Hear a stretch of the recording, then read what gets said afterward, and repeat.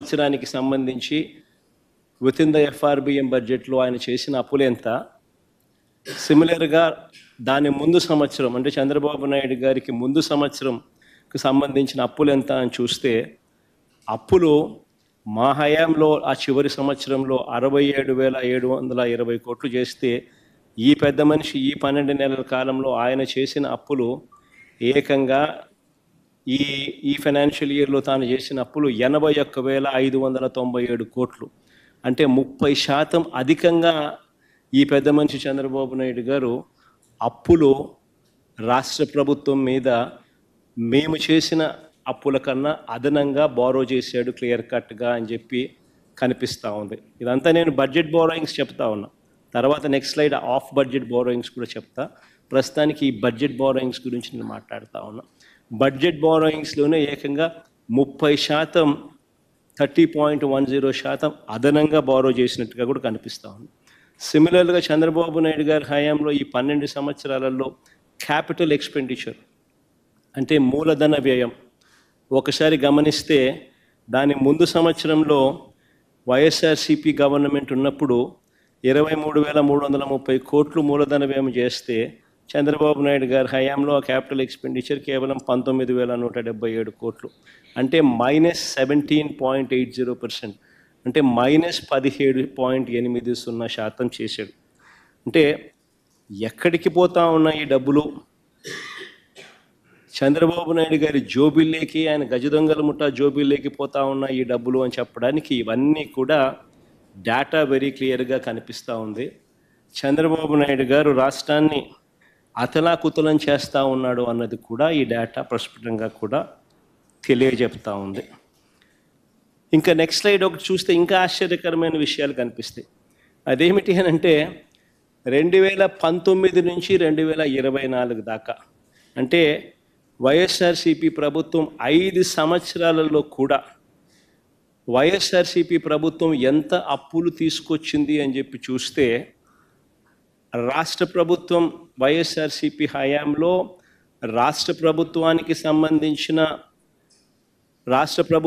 సంబంధించిన direct government borrowings అయినా తీసుకోండి, దానికి అదనంగా గ్యారంటీడ్ బారోయింగ్స్ కూడా గ్యారంటీడ్ డెట్ కూడా తీసుకోండి, దానికి అదనంగా guaranteed det of public sector undertakings కూడా తీసుకోండి, దానికి అదనంగా non guaranteed det of public sector undertakings కూడా తీసుకుంటే కూడా చూసినట్టయితే చంద్రబాబు నాయుడు గారి హయాంలో ఆయన దిగిపోతూ 3,90,000 కోట్ల 247 కోట్లు మాకు ఇచ్చిపోతే మా హయాం దిగిపోయేసరికి అన్ని రకాల అప్పులు ఇంక్లూడింగ్ నాన్ గ్యారంటీడ్ లయబిలిటీస్ కూడా అంటే పవర్ సెక్టార్లకు సంబంధించిన నాన్ గ్యారంటీడ్ లయబిలిటీస్ కూడా కన్సిడరేషన్లోకి తీసుకుంటే అది 7,21,918 కోట్ల కింద కనపడి మా 3,32,671 కోట్లు మేము చేసినట్టుగా అనిపిస్తుంది.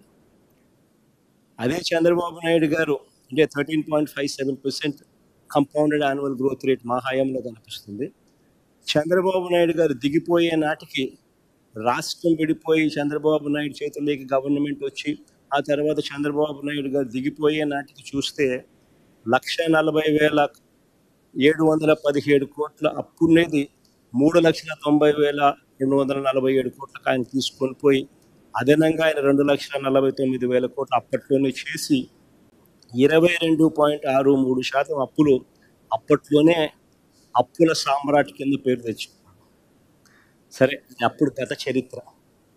ఇప్పుడు ఎందుకు ఈ కాంటెక్స్ట్ చెప్తా ఉన్నానంటే ఇప్పుడు చరిత్ర చూద్దాం.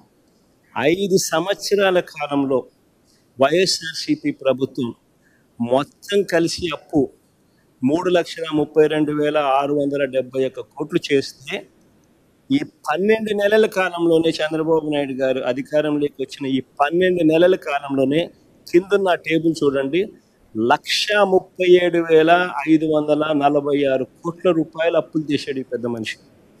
అంటే వైఎస్ఆర్సీపీ చేసిన అప్పులో ఏకంగా సంవత్సరంలోనే 41% అప్పు ఈ ఒక్క సంవత్సరంలోనే చంద్రబాబు నాయుడు గారు చేశారు.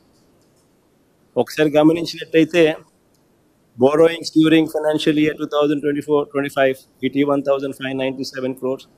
HDL issuances in April, 5,750. HDL issuances first week of May, 7,000 crores. Off-budget borrowings through APPFC 710. Off-budget borrowings through AP Markfed 6,000 crores. Off-budget borrowings through Civil Supplies Corporation 2,000 crores. Off-budget